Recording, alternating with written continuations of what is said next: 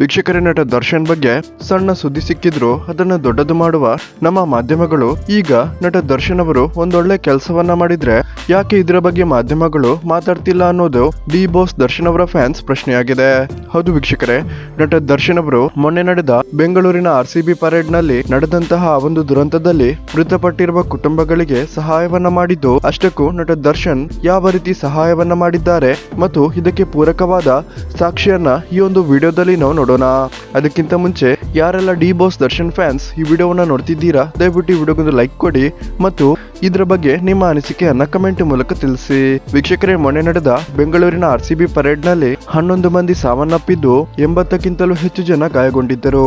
ಸರ್ಕಾರ ಅಂತೂ 10 ಲಕ್ಷ ರೂಪಾಯಿ ಪರಿಹಾರವನ್ನ ಕೊಟ್ಟು ಕೈ ತೊಳೆದುಕೊಂಡಿದ್ದು, ಈ ದುರಂತದಲ್ಲಿ ಈಗಾಗಲೇ ಮೃತಪಟ್ಟಿರುವ 11 ಮಂದಿ ಕುಟುಂಬಗಳಿಗೆ ಯಾರೂ ಸಹ ದಿಕ್ಕು ಇಲ್ಲದಂತೆ ಆಗಿದೆ.